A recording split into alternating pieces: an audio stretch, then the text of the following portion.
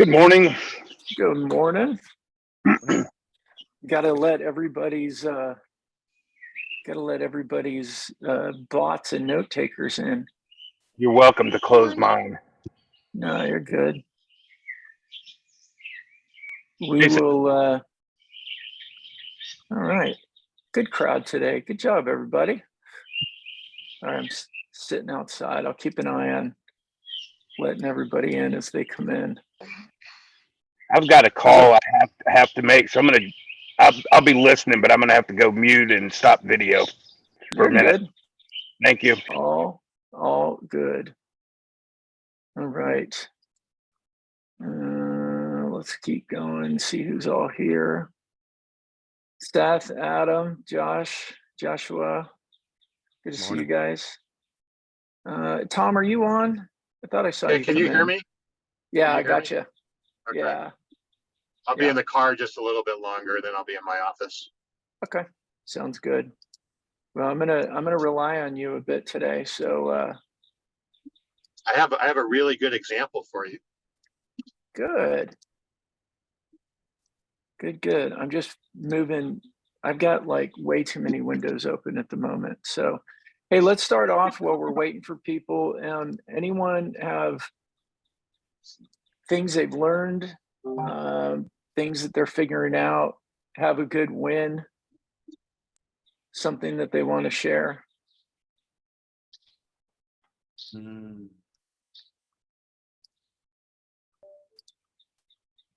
don't know. Yeah, Wow. I learned this week. I did a post with someone at a conference at a trade show who had a pretty big network, and because I was tagged in that post, that's led to me getting a lot of views on my profile, and in turn a lot of connection requests out of that, some of which are have the potential to be very good for me. So I learned that it's the more you can collaborate with others and get involved with their network, the better you can build yours. Yep. Absolutely. It's that's why I say networking on LinkedIn is a multiplier, and tagging is a really good thing. And I don't tag as much as I should. I get busy and forget. But when we talk about taking pictures when you're at client meetings, you take a picture. If they don't want to be in it, take a picture outside their office, show their logo, tag the company.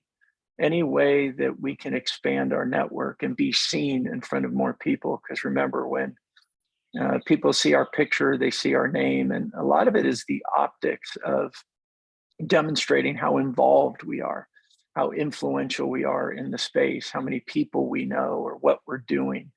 Nobody knows that we're doing all that unless we tell them that we're doing all that. And it's just a difference of not coming out and writing posts going, hey, look how busy I am. Look at all this stuff. It's more of, more subtle. It's a nuance to it. But that's really what we're saying when we take pictures and we tag people and we talk about the things that we're doing. In a way that's like, hey, we had this meeting. These are the things that we talked about. You're also subtly saying, hey, look at all the people I know. Look at all the things that I'm doing. Look at all the people I get to influence and be a part of. And that's important as we're working on growing out our networks. That's good. Thanks for sharing that, Seth. Who else? Hubert, you shared a post this week for the first time for a while. How'd that go? Good. It was the first post I've shared on LinkedIn in well over a year. So like exercising a muscle that's been dormant for many years. I think I'm a little sore. Yeah. No, it was good. Well, It's you realize just you forget about contacts, colleagues, people that you worked with, but whenever you share something positive, it's just nice to hear from folks and people that otherwise wouldn't reach out to you. So far so good, all positive, and no one threw any fruit or vegetables at me, so that's good. It's a good day.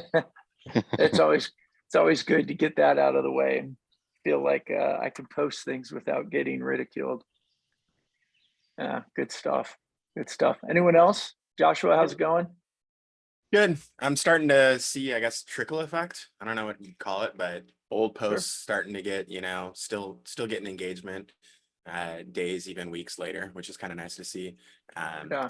Still kind of getting some cold shoulders from the engagement side of things, reaching out to people and trying to, passively, and this is after contacting and engaging with their content. But I still think I'm kind of early, so still pushing through that. Yeah. There's definitely a challenge there. I know Seth and Cups, and we're working on getting more meetings and sending out more messages asking for meetings, moving it into emails and calls as well. It's I don't know if I haven't read it yet, but Larry Levine came out with a new book talking about that we live in a post-trust world right now. People are very, very resistant. They're scared. They don't want to be pitched. They don't want to be sold. They don't want to get on another email campaign. They don't want to get in your calls. It's like, our phones are blown up enough. And so I think people are just nervous that if they dip a toe in, that it's going to open up a floodgate that they don't want to Right. deal with. Yeah, for sure. Give us, to share a little bit of detail on what have you experienced? Well, I mean, are you talking about me personally or somebody else? Yeah, sure. Yeah, so I mean, I've been building a list, so I've got a couple of different strategies I'm focusing on, as far as just different target audiences or different ICPs. So I'm doing the engagement. I'm trying to do more research, I guess, on the organization and the individual, just to try to find the nuggets to resonate with. Yeah. I don't know what it was, but I saw you posted something recently. Sales is hard, right? Yeah. I mean, it's not an easy slope. So just continuing to push, stay positive, and trying to maintain the consistent content creation on my side has been a focus as well, just so I'm validating that Yeah. I'm an upstanding individual, that you can Yeah. transparently see through the content that I'm posting. Right. Absolutely. Cups, Adam, Butch, anybody else? Rain, Nor? I think I think I've had too many conferences, so probably people are sick of seeing me post about another conference. So as Daniel mentioned this week. So for me, I think it's getting the right variety mix that needs to change up some video, some pictures, some serious, whatever it may be. That I feel like I need to have a rotation of types, if you will. The other thing I would say, just for the broader group, so my boss is the CEO, and I forced him into doing a couple of videos with me, Brandon, and we posted the first one.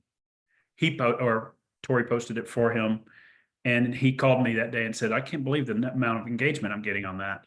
And the other two, I said, can we go re-record the other two, because you jump quickly into talking about product and instead of yourself. And so it's a slow, steady burn, but we'll get him eventually to reveal himself to the audience that we want to get. Yeah. Right?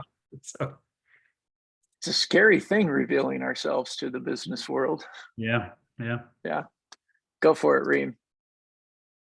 Well, I've experienced something later this week, and it's more of when it's not on my personal LinkedIn account, but when I commented on someone else's post, and then they replied. The moment they replied, I just sent a connection request, and it didn't take 1 minute, and they just accepted the request right away. And this was actually a game changer for me, because I'm too scared to send a connection request, and I'm like, no, maybe I should build more conversation with them. Maybe I should comment more or reply to the comment more. But this time I actually took it and took the chance, and I sent the connection request right away after they replied to my comment. And it only took like 1 minute, and we were accepted. So that was my aha moment this week. Good job, Reem. Yeah. Good job. Well, I want to talk Brandon, today. I'll share one thing. Yeah. I've had an opportunity that I didn't really know how good it was going to be, but it's turned out to be a really good, a good opportunity. But face to face still works. Uh, the chamber here in North Fulton is very active, and they have a, I don't know if they just call the meeting this or they call the group this. It's called Pro Alliance. It meets once a week, and usually I'd say there are 60 to 80 people there, depending on the crowd. And everybody there is in sales, and everybody there knows that they're there to make connections. So and they run a very tight meeting, and it's been a great opportunity. Yeah, good for you. Face to face still works. Yeah. Yeah, that's good. I'm trying to up my face-to-face game as well. Yeah, good stuff. All right. Well, I want to talk today. Did anybody see our show on Wednesday? Saw that you had it. I didn't get to watch it yet. Okay. So I'm going to review a little bit of that. And then, Tom, do we have you the whole hour? No, I have to be off by about 35 after, something like that, to get ready for the Okay. next. Okay, I want to tap into Tom. I wanted to. I know however many people have his book, but I wanted to tap into Tom. We're talking. Seth, you and I have been chatting about Yellow Brick Road, and the value of it. Let me just do a quick 5-minute overview of what we talked about on Wednesday. It's things that we've talked about before, but I think the refresher is going to be really important. And then we're going to jump into what exactly is a Yellow Brick Road and why is it important. And here's the preview. The Yellow Brick Road is about getting people from where they are to where we want them to be. And where we want them to be is in demand. We want to get them in that mindset of, I need to speak to this person. That's our, you hear me talk about how do we create demand instead of capture demand. Well, I look at Tom's Yellow Brick Road kind of like a staircase. We have people at the bottom of the stairs. We need to get them to the top of the stairs. We can't ask them to leap. So often when we try to capture demand, we're asking for a demo, we're asking for a meeting, and they have no idea why they should be in that meeting. And even with our quick little messages, as we talked about at the beginning, it's hard to get meetings. People are hesitant, they're resistant. They don't want to get sucked into something that they're not ready for. That's where a lot of our content plays into. We're nurturing them, we're sharing bite-sized chunks of what we provide. And it's more of what we provide for them, not just what we do. Here's all about my software. No one cares. Here's what our software does for you. Now we're capturing their attention. I'm not going to go through all the animation in this, but you guys know the circle of trust. We know how buyers buy. We need to get ourselves invited into that because of the words that we share, the content that we share, the insights that we share, the experience that we share. Part of that is also, as we talked about at the beginning, that we look the part, we look that we're very active, we look like we're helping lots of people. Cups, I know you're at a lot of events, but those events say something. You're very involved, you're in the space, you're talking with people, you're going to these events, you're learning, you're listening, you're involved with it. And when we go to those things and we share, hey, this is what I learned, we're helping that lens. Remember, I talk about we got to change the lens in which they look at us instead of looking at us as a sales guy trying to hawk our wares. We want them with a lens of looking at us as, hey, this is somebody who knows something. This is somebody I should be listening to. This is somebody that's involved, connected, has influence. That's what we're doing with all these different pieces. That's why we post. That's why we comment. That's why we send connection requests. That's why it's not, I don't think we all need to have 100,000 followers, but we shouldn't have 500, right? The optics of it, you got 2, 3, 5,000, all of a sudden you look different. We're changing that lens with all these little different variables, these different pieces. As we look at the buyer circle of trust, we want to be invited into that. and those lens, those optics, their perceptions and feelings of us get us invited into it. How buyers are making decisions. We talked this Wednesday about the anonymous zone, and we all have lots of examples where people will talk to us and go, oh, hey, I love your content. Like my most recent one I shared is the, Natalie who tapped on my shoulder at the airport and said, Brandon, LinkedIn, right? And she said, I love your content. I had no idea she was paying attention to the content. And she said, I've got a client of mine I need to introduce you to. They really need what you guys do, right? They stay in that anonymous zone where they're reading, they're learning, they're seeing us. We're adding our personality and our humanity. Josh, you said you making sure that you look like an upstanding person, right? We're doing all those activities because buyers want to stay in that anonymous zone. They want to sit back undisturbed and pay attention, but they don't want to engage with us yet, because we know with most salespeople, if they engage in any way, it's full court press, and that's not what they want. So we talked about that anonymous zone, what it means, what we do to, as Tom will say, influence them to move into demand, influence them to move into trust. We can't push them, we can't move them. And we built this model with steps to help us do that, to help influence it. The first piece is that healthy connection. Reem, what you said is, as soon as you've engaged with somebody, you send a connection request. We're starting to establish that healthy connection. In a LinkedIn world, the first step is to be connected. In a face-to-face world, the first step is that they see us there, that we're having those conversations, and we want to move them along. And if you see the overlap of the anonymous zone and this model, we're slowly trying to move them into the engagement zone, where they're willing to converse or they have a bit more of a desire to learn. So we're constantly moving them up, or trying to influence to move them up into this top right, where they have high demand and they have high trust. What that looks like is, in these early stages, our content, what we're sharing, how we show up, the humanity side of things, they're naturally going to start moving in that direction. If Natalie didn't perceive me as somebody that would have received her tapping me on the shoulder, as somebody that was a nice person, somebody who's connected, she probably would have looked over and go, oh, I recognize that guy, and keep walking to her gate, and not stopped and said, hey, Brandon, good to see you, took a picture with me and all that. So we're constantly using those activities that we can control. The comments, oh my gosh, they're everywhere. Really trying to get to two key outcomes with all of our activity. Number one is, I see you everywhere. We want them to have that lens. We're very well connected. We're involved. We're active. I know I'm repeating myself. I'm doing it for a purpose. I want this stuff to sink in. And then the second thing is, when we do send them a connection request, we do ask for a meeting, we make a cold call, we send an email, we send a direct message on LinkedIn, however we're asking for that meeting.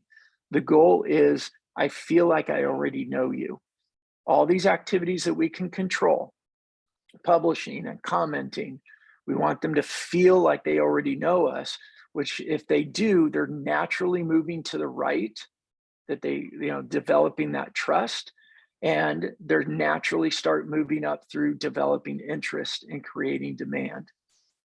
I'm going to pause there, and then we'll talk a little bit about the Yellow Brick Road and our messaging strategies. But any thoughts, feedback, or questions on that?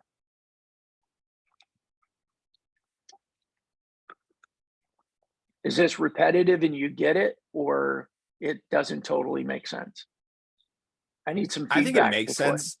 I think it makes sense. I'm going to toss just, I guess, a question. And I think maybe this is part of the challenge that getting at is, like, when I find some of the ICPs, like, their engagement is so anemic that it's really hard to, like, to get engagement on some of them. So that's kind of been, I think, part of the challenge is like, the yellow brick road feels like there's a gap in the road because like, I'm not getting the opportunity to really, for them to get to know me because they're just not actively engaging, and that's, Yeah. I've honestly, and maybe that's just as simple as that. That's not an ICP because that's just not going to fit the model. I'm not sure. Tom, do you want to speak to the anonymous zone to that? Yeah, no, I could see you sitting there going,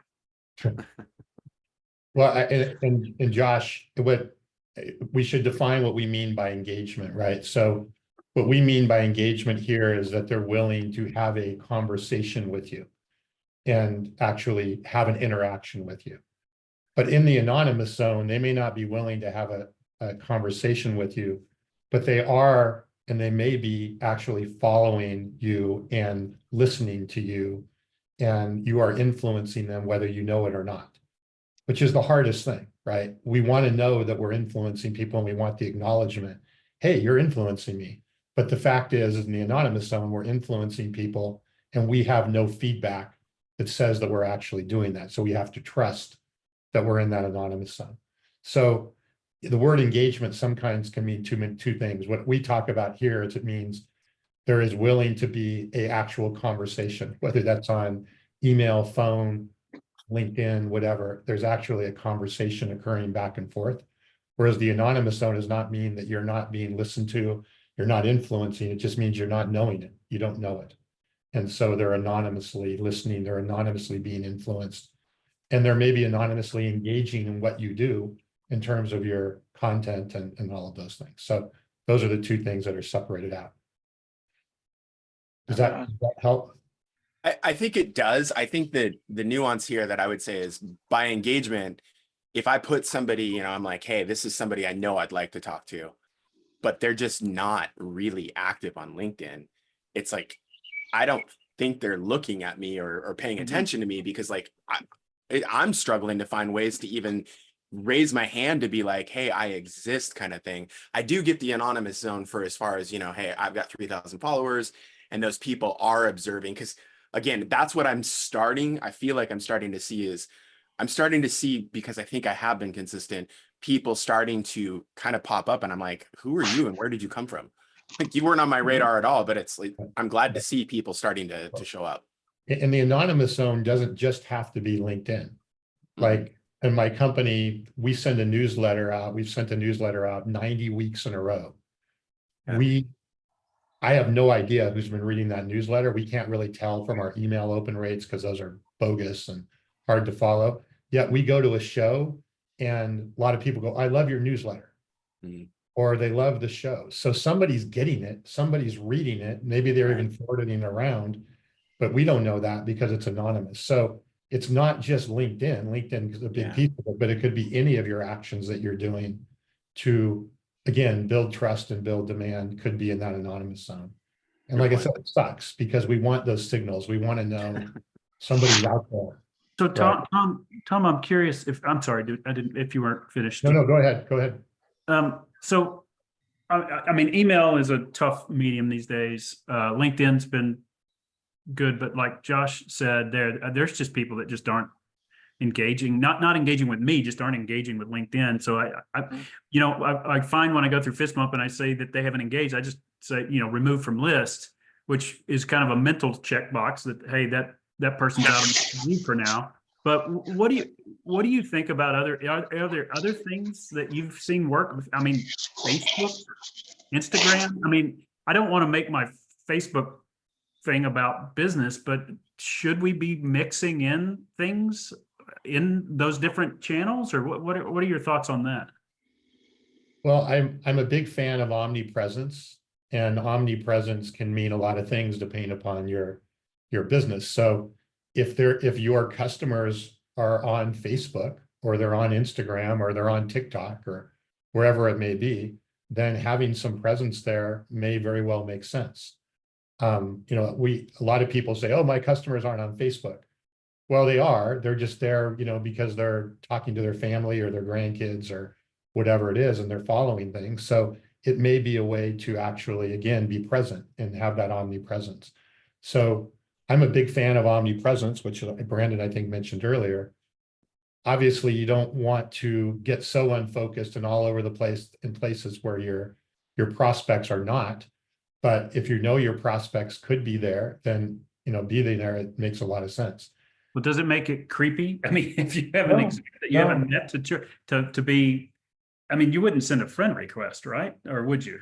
On No, I Facebook? wouldn't, again, it depends, right? The strategy depends, but I wouldn't necessarily send a friend request, but I would do a lot with Facebook. If I wanted to, reach people on Facebook, I would use Facebook ads and I would use Facebook paid promotion to get in front of the audience that I want to get in front of.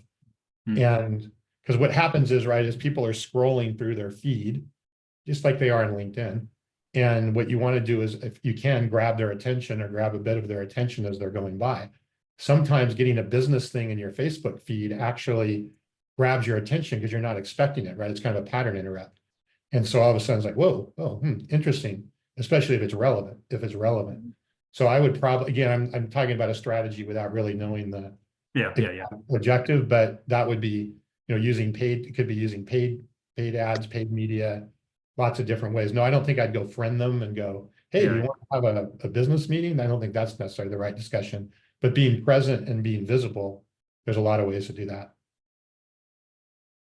Yeah, my 2 cents on that is I like Instagram because you can follow people and you're not sending a friend request. I like Instagram for that reason primarily, but I do like the meta ads as well, especially the type of ads. And this is where taking our thought leadership videos, or I really like our interview style videos. We use ads with the show and we put shorts, little 60-second to 2-minute shorts, and then advertising those across Meta. So that when they are logged into Facebook or they're logged into Instagram, which we know the average user logs into LinkedIn twice a week, the average Facebook user logs in twice a day, and the average Instagram user logs in 5 times a day. So they're spending more time in those channels. But the best way, I think, to get in front of them in a not creepy way, Cups, is with paid ads. And then we got to think about, well, what's the ad message? What are we putting in front of them? Yep. And if we do product ads, we're right back to where we began. People ignore product, they ignore company ads. Yep. And that's why I like the interview style videos in ads, because they'll capture more attention. Interview style works well too, because if you're the guest, especially, there's automatic authority. You're a guest on a show. Somebody found value in you and what you're saying and wanted you to be there. Sorry, my AirPods are dying on me. I'm gonna have to move. But The only thank you for all that, Tom and Brandon. Josh, or Joshua, I'm not sure which best to call you, but Either way.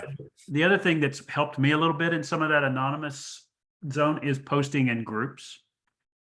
So now with my business, there's some very specific groups that are following a specific tech or industry. So I don't know if you have that, but I know that when I or Reem post in some of the groups, I get a bit more engagement from some of those people that I wouldn't normally have. So might be some, I don't know if that's a strategy, but it's worked for me a little bit. Appreciate it, Michael. I've had that same experience with groups.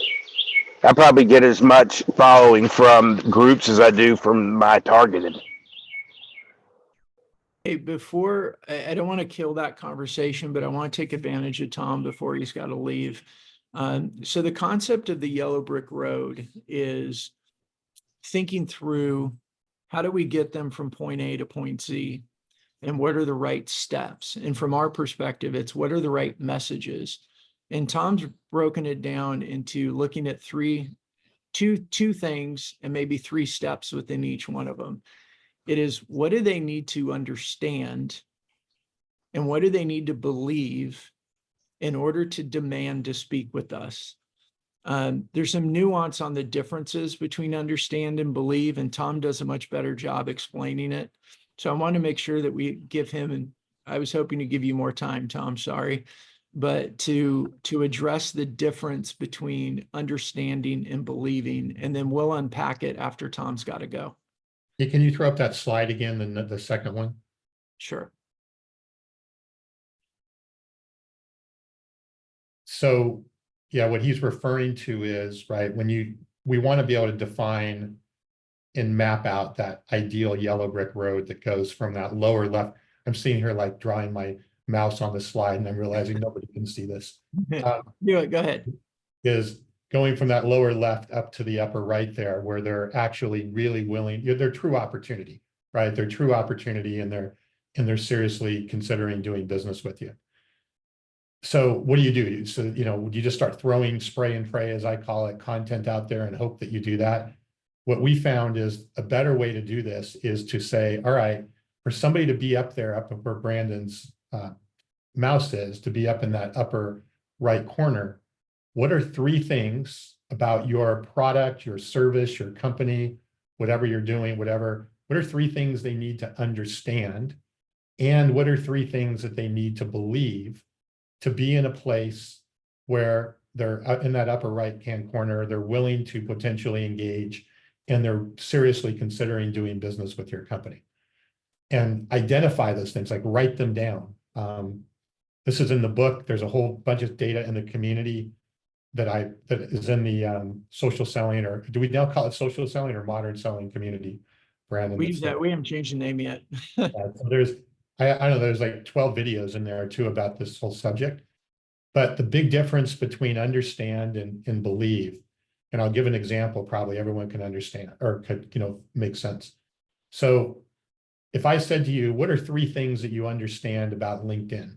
You'd go, well, it's a social network. You can, post stuff. You can connect with other people, right? You could come up with 3 things that you understand about LinkedIn, very logical things that you understand. But then if I said, what are 3 things that you believe about LinkedIn? You would say, oh, I believe it's really a great way to reach my target prospect. I agree, or I believe that it's a great way for me to increase my sales pipeline. I believe it's a great way for me to build my personal brand, right? The beliefs there have emotion in them. They have passion in them. And they're very different than just the logical, here are 3 things that I understand. And in order to get somebody in that upper right-hand corner, the belief part I'm finding more and more is even more important than the understand part. In my software company, I'm finding that when we do demos, they're leaving the demo not really understanding what our software does, but they're believing that they should have it in their company. And then we have to go back later and kind of fill in some of the understanding, just so they understand and have some, a basic foundation of what they're actually moving forward with. But being able to identify the 3 just pick 3 things that they need to understand, 3 things they need to believe to get them to there, then your content strategy and your yellow brick road should align to that. So you can then look and see, okay, well, the content and the information that I'm providing, how does it step by step ideally start moving them from, they don't understand anything about me and my company, and they don't believe anything. How do I start moving them from that point of knowing nothing to having that understanding and that belief? Okay, I'll stop there. I've got about 5 minutes, Brandon, but hopefully that explains it well. I'm going to leave it open for you guys to ask Tom questions while he's here on that. Well, I'll just jump in from the content strategy that you're talking about, like as far as providing the understanding, which is the logic side that you're speaking of.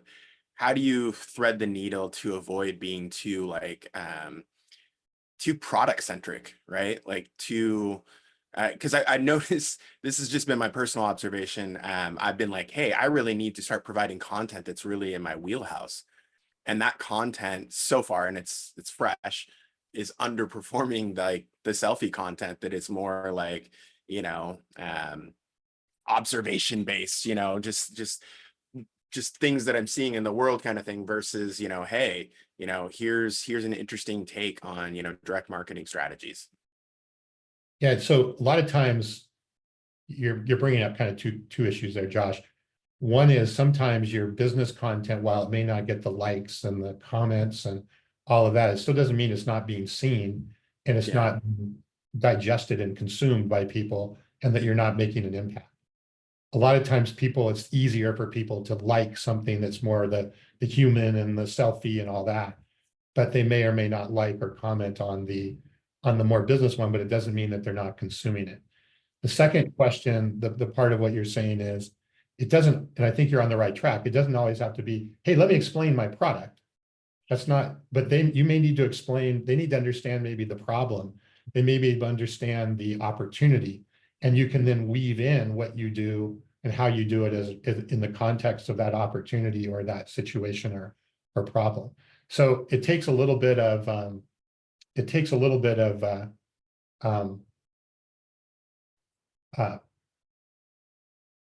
Brandon, I need some hotel points as well. So if you want to Yeah. send some, You got it. I forgot I was sharing my screen. but anyway, as you get the last track of what I was talking about, I was Sorry. trying to think about my That was Hilton. my bad. My bad. You were talking about focusing on the content, like not as Yeah. much on how we overcome it, but focusing on the customer and their actual problem. Yeah, and that may be the right thing, right? Again, go back to the 3 things that you would like them to understand. It may not be, I want them to understand every feature of my product. You may want them to just understand that, hey, they have a problem in their business and what that problem is, right? It's like, it doesn't have to be entirely product centric. It could be something they need to understand about your company. All you're trying to do is get them to the point where they're willing to engage and they're seriously considering doing business with you. And ideally, right, they have a higher level of interest or they're in that demand area and you've already started to build that trust. So it takes a little work. It takes some work, and I go through this in a lot of detail in the book. There's a free PDF as well in the community. There's a ton of content on this in the community. It takes a little bit of work, but when you work it through, you really start to see that the speed of which people are then moving through here gets faster and faster because you're providing the content that actually moves them versus just content that may be interesting but doesn't actually move them. Okay.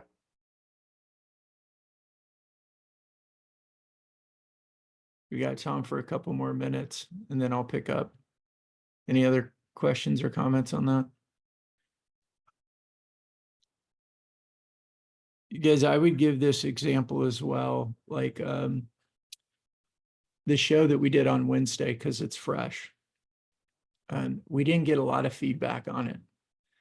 And at first, for me, I was like, oh man, that was such a great show. It was such good content.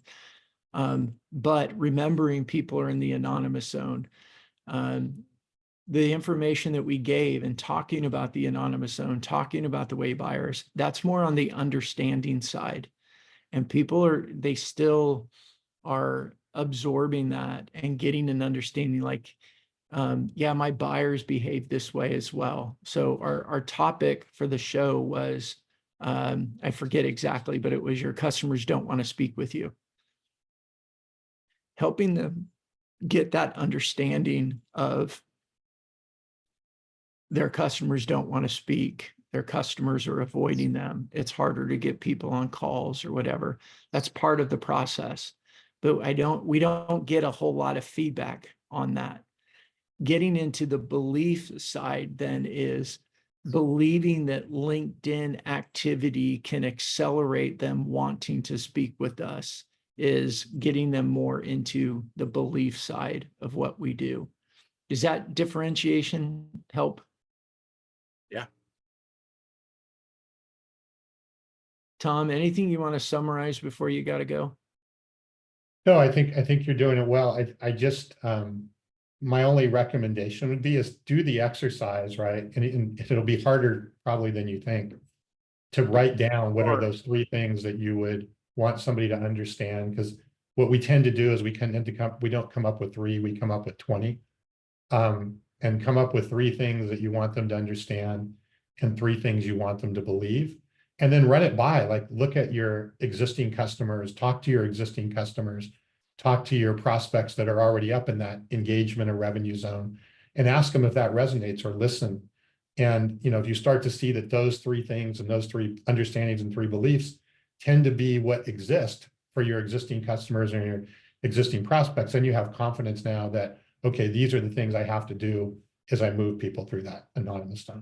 It's just a good exercise to really go through, because then you know what you're trying to accomplish, right? You kind of know where you're trying to get the people there.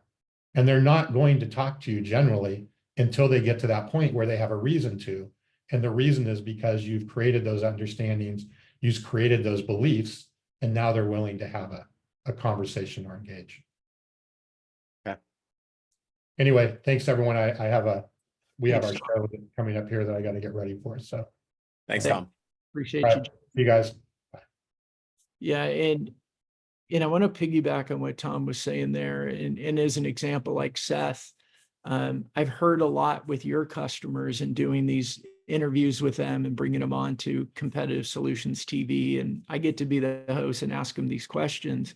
But when we ask them questions about, you know, what is Visuant, Seth Software? What does Visuant bring to your company? And when they start talking, that's where I'm hearing the understandings and the beliefs coming out. So listening to your customers, and Cups, I know you get a lot of good feedback as well. Like what are some of those outcomes they're experiencing? Seth, in your case, I hear them say things like, oh, our meetings have totally changed. Okay, well, let's go deeper. What does that mean? Well, their meetings are better. So one of the understandings for your customer is that there's a better way to do meetings that empowers their team members to be confident in their role. One of the other things I've heard from your customers, I mean, Carla is a huge champion of you guys. She says that, you know, we see people that they think the grass is greener and they go take another job and they go somewhere else. And then they come back to what is it, Braesway? Braesway. Then they come back. And one of the things that they say is the culture over there is chaotic. And what she means is the way that they use Visuant and that data to lead their meetings is controlled. It gives them peace of mind. It helps them understand their role. It understands their job. They understand everyone else's role and their job. And it gives them a way of communicating internally in a way that makes them feel empowered in their role. Those are some of the understandings that we need to communicate with your prospective customers. And then in there, and it is hard, and I still struggle with this, and Tom's always beating on me on the difference between understanding and belief. When you start getting in the belief side, that's where more of that emotion comes in, where more of that passion comes in. Why is this so important to the business? Why is this so important with the way that our team members feel inside of those meetings and get empowered and believe that there's, I mean, what's that right word? They're comfortable, they're confident, they feel empowered, and that they're part of the team and they understand the overall company.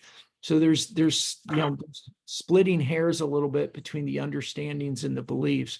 But for me, the understandings is getting to understand, getting to acknowledge some of those outcomes that are potential. And then the belief gets into this tool can get us there. I'm going to pause there because it's hard to differentiate, and I'm trying to do the best that I can to explain that. Anybody have an example in their own company that they want to try on the difference between an understanding and a belief, or what would be important for their customers to understand?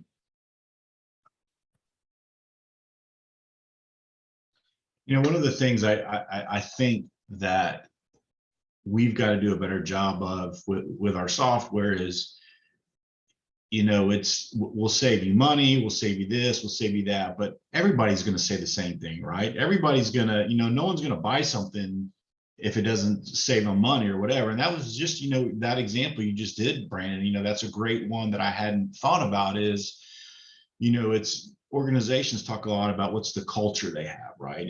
And people, you know, Simon Sinek talks about culture of organizations, and, you know, people want to be a part of something. And one of the things that our software does is it brings people together, connects them to the business, right? And so I think that when it comes to messaging, it's how can you step out of the box, give them something they haven't heard before, or they're not going to think about. Mhm. Yeah, that's good. The next time you're in the studio doing thought leadership videos, I want to encourage you to think about that. And I know we've talked about doing the YBR exercise and creating those 3 understandings and 3 beliefs. I think it'd be really important to start creating those and be able to speak that way so that your social content is speaking to those things as well. Yep. Yeah. I Come took notes too. Don't worry. Go ahead. I didn't hear that. Was that you, Reem, or I think? Okay. Cups, what are your thoughts on how that would relate with your software? Yeah, I don't know. I think I need to think about it a little more. I mean, I agree with what was just said, that if you look at anybody's pitch, it's always, we save you money and we improve efficiencies and stuff like that. And yeah, we do, but I think it's that next layer that we Mhm. have to get to. Because I mean, I went out and read about 3 websites of competitors, and we all say the same. We all say the exact same thing on our website. I mean, there's almost no difference in the words used. So Yeah. it's a bit challenging because that's kind of what we're taught to lead with, right? Mhm. And it's probably not the lead story. It goes deeper. The what we tend to do with marketing speak, and this is where you guys hear me, I talk about 1 foot in marketing and 1 foot in sales, because marketing speak is more billboardy, and most of us have been taught the same things, and that's why so many companies sound alike. We talk about money saved, we talk about goals accomplished, we talk about new revenues, whatever it may be, but people make decisions for something that's more deep than that. And most companies have it. It's just hard to go dig it up and then speak it routinely. And that's where LinkedIn is so valuable, because we can speak it routinely. That's why testimonials are so important, and hearing it from their words. But then it's important for us as salespeople and as marketers, because we're both, especially with LinkedIn, we're both. We have to think like a marketer and a salesperson. What do we hear what they're really saying? A lot of times we stop at the surface of things. Oh, it saves us time. Hey, we save you time. And then you look over and in the sea of sameness, and everybody's raising their hand. Oh, we save you time too. And then buyers just go, y'all say the same thing. That's why they sit in the anonymous zone. Like, you're just going to tell me the same thing that I read on your website. You're going to tell me the same thing that everyone else does. Getting to that deeper bit. What are they really saying? What do they need to understand that your product or your service really does for them? And it is at an individual level, because individuals are making that decision, right? Yeah, we have buying committees and all that, and we need to be saying the right things. But ultimately, at the end of the day, there's humans that are in a room looking at each other, trying to make a decision between software A and software B, or company A and company B. When we can tap into that deeper bit of helping them understand and believe that we're the path to get them there, that's where they start leaning towards us versus the competition. And we start getting to a point where they're demanding to speak with us, and they have high trust because we're speaking in a way that they're getting it. They're getting it here. Like, this will make my life better, not just this makes the company better. So Tom's got I'm going to share this with you. Let me put this first link in the chat. So this is the template that he has. You'll notice it's view only. And so you have to come down into file and go make a copy, and then add a copy or download it. And then you can load the Excel spreadsheet wherever you want. If you you want to get out of Drive and move to Teams or something. But then once you have a copy, and you'll notice now that it's, I can type in here and tell Megan that I have Marriott points and things like that. But there's a lot in here. And I've told Tom this before. I think it's a little too deep. We don't need to go that deep. At least I like coming to the revenue zone tab and looking at your understandings and beliefs, and then getting into the 5 milestones is what I find most important with this exercise. So the milestones are, if we need to get them to go from the bottom of the stairs to the top, and we don't want them to just make a big jump, what are the steps involved, and what are he calls those milestones. I may have to get up and move inside. I'm somewhat protected, but it's pouring rain and it's going to start dripping on me. But how do we get them? What are those milestones we want to get them to? And then in the revenue zone, what are the 3 understandings and the 3 beliefs that we use to get them there? I'm going to ask you guys to talk amongst yourselves for about 2 minutes while I relocate inside so my laptop doesn't get soaked. Hey, Brandon, I got to bump off for a call. Appreciate the time. Thank you. You got it, Seth. Everybody have a great weekend. Thanks, Seth. Excuse me 1 second, guys. I'm going to toss out, Tom said something pattern disruption. And I think that this is, Michael, you and I are kind of in the same vein, is like, you do see the same content, right? And so it's like, how do you, and this actually reminded me of a podcast. I think it was Masters of Scale, but it doesn't matter. Airbnb, when they first were going out, they were encountering kind of usability issues. And so I remember the founders actually flew to New York, and they firsthand went to different people that were listing properties on their platform, and they asked them a bunch of questions. And the primary focus at the beginning was the actual like check-in, right? Because it's completely different than a hotel that we all understand, right? And so they did what they called the 10X exercise, which was just like, hey, what's a way that we can make this better? That's level 1. Level 2, hey, that's a cool idea. How can you make level 1 even better? Right? All the way to the very end. And I'm thinking of like, that's probably a good exercise to say, like, how can you create content that will create a pattern disruption?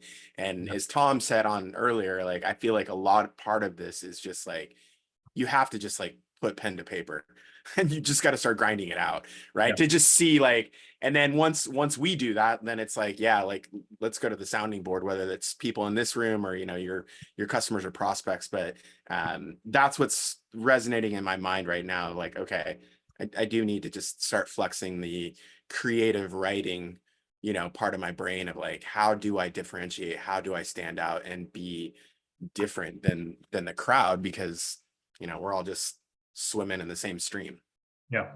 Yeah, I agree with you. It is different. And I'm kind of jealous of, I think his name was Hubert, was on the call. He still is. Yeah.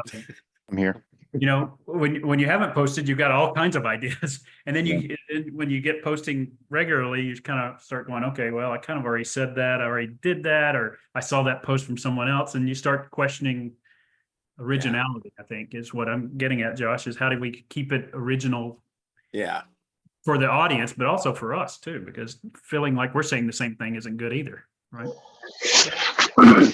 Cups, one of the things you said was everybody says they're the best. Everybody says they're the fastest. Everybody's got the best price, blah, blah, blah. Everybody says that. Yeah. It doesn't matter what industry you're in. Everybody says that. I believe it's not easy, but you've got to, we as salespeople have to figure out what's their pain point, what's their real pain point, and what do we have to uniquely address that pain point. Yeah. In Cups, I want to go back to what you said. Thanks, Butch. Repetition is important. And I know we feel like, oh, I've already said that. We'll just say it slightly different. I repeat a lot of my posts. because number one is our network is always changing, right? We're growing our network, new people are coming in. The algorithm influences who's reading what. But you also want, over the last month of your post, if somebody goes to your profile and they start scrolling and looking at your post, we want them to see the important stuff.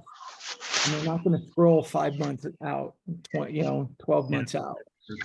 We want to keep receiving that new people are coming in, people that have been in for a while but weren't quite paying attention. They were in the anonymous zone. They were kind of hearing something you posted triggered an interest. They go and they look deeper. So repetition is important. We've got to get comfortable with that. We built that that GPT that we shared with you guys, that was the post repurposer. And we built that because I needed it to do it more quickly. And we all need it. You take a post and you just copy it, you plop it in there, and then it'll walk you through, and it's going to give you like 10 different hooks or topics. You choose the one you want, and then it'll rewrite the post for you. And we're working on moving that into Fist Bump, so it'll come out of your twin to make it more efficient. We just haven't gotten there yet. But I want to encourage you, repeat, especially once you get your Yellow Brick Road down. You got the 3 things you want them to understand, the 3 things you believe. You should be repeating a post with each one of those every month. And people that get bored and they're like, oh, you just say the same things, they're either a client that already knows it, or they're not going to become a client, and who cares? Let them move on, and they can be bored with your stuff. We're not talking to them. We're talking to prospects. We're trying to prospect and get more meetings and keep them informed with who we are, what we do, and how we're different. Yeah. By the way, I want to say to Hubert, I didn't mean to call you out particularly. No, not at all. Actually, I was going to or, bring or, something up. or discourage you from doing a lot No. of posts. I was going to bring something up that you had said earlier when earlier in the session we started talking about groups a little bit, and you mentioned that you were posting in LinkedIn groups and getting a little bit more engagement that way. And Tom mentioned he had a newsletter that he's published like 80 weeks in a row or something. I wonder if, like, trying to get people out of the anonymous zone and setting up your own Facebook group, business group or LinkedIn group, can sort of separate who's in the anonymous zone but wants to step up, take one step further. It's almost like the visual I had was like the middle school dance where 2 people want to dance but they're standing 9 feet apart, and like we all take a step forward because we do that through LinkedIn and creating awareness and creating a presence. But maybe you have to take another step before the other person even thinks about taking their step.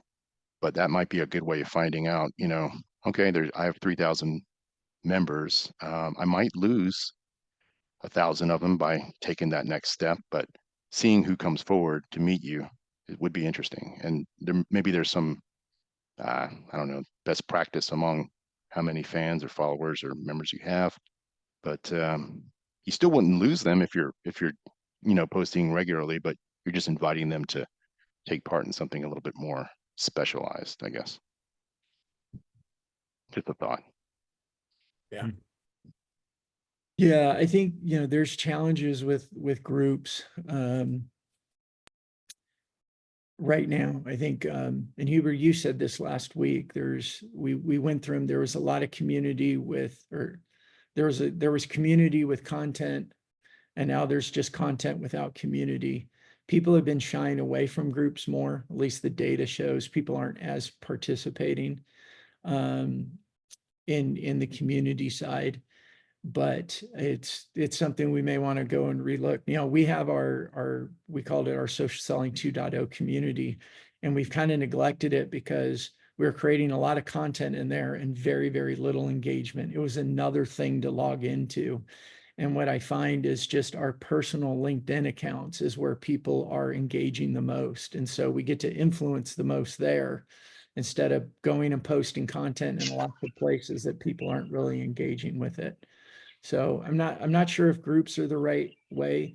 I do believe, and we're finding more, and we're going to up our fist bump game with this right now, or this next coming month with the style of ads is really, really important with our video and our interview ads, but we're going to increase the ads that we do inside of Meta. And we've got new ad styles that we'll talk about. I'm getting my hands around it now. LinkedIn just came out with a new ad style that's called a thought leader ad. And what I like about it is you can now advertise from a personal profile instead of just from a company page. I'm sorry to be laughing, Brandon. Who's ever got the bird in the background? My dog is like, where's this bird? He's freaking out. That's me. That is good. Anyway, that was interesting. My girlfriend has gotten into bird feeders, and I got about 4 or 5 back here. So birds love my place. Sorry. No, it's okay. It's funny. He woke up and now he's trying to find the damn bird. Hey, Brandon, I got 2 quick things. One, I know we're over time. I'll do it really quick. I'm having good luck connecting, but I'm having less luck, let's say, in actually converting to a first call. And let's have a get to know call is not working at all, or very little. So if we could discuss that next week, that would be helpful. Yeah, and what we're doing is moving. So we're LinkedIn first, but we're not LinkedIn only. I think we've got to pick up the phones again.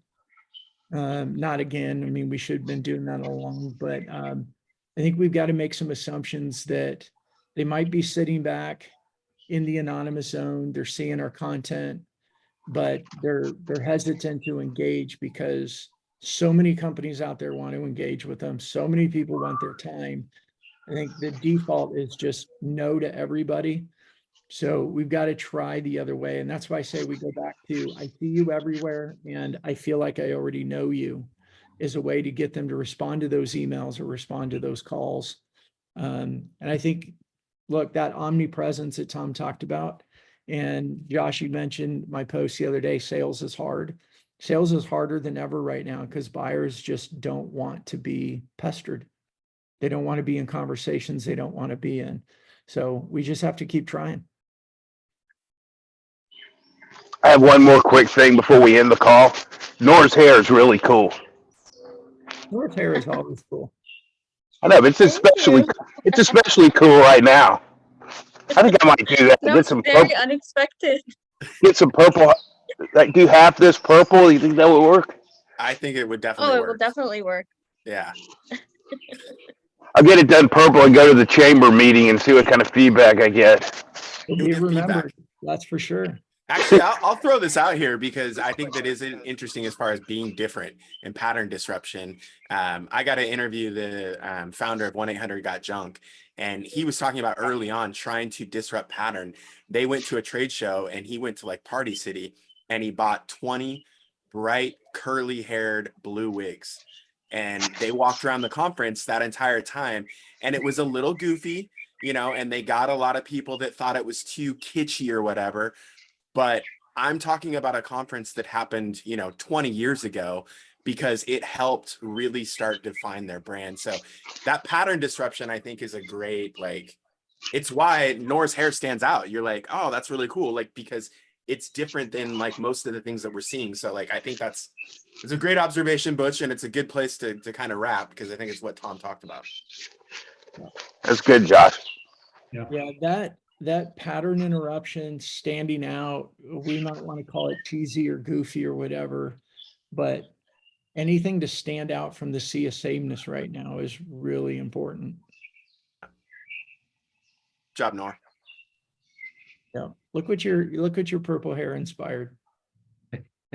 Hearing is You're I need to welcome. color my hair. That's good. All right, everybody. I hope today was good. I know it's going to create potentially a lot more questions and answers, but it's putting us on that path of really digging in and listening to your existing customers about where's the real value.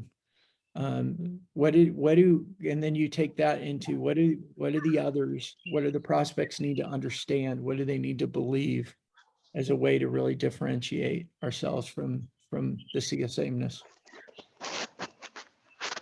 Hey, look forward to seeing some graduation posts from you. Yeah, I gotta go. Oh, We're being recorded. No one shares this. I'm going to the airport to pick up my mom right now, and Megan's mom comes in later in the day, and we've got all the internal house stress of moms coming in town and all that goes with it. Good luck. Should be some great posts from that. Can't wait. Yeah. If my posts are a little negative or a little bit grumpy over the next few days, you know why. Touche. Yeah, Hey, just be proud. Just be proud of your son. I'm very proud of him. Thanks, bud. All right, everybody. Good session today. All right, Thanks, have a guys. great weekend, Appreciate everyone. it. And girls. You guys.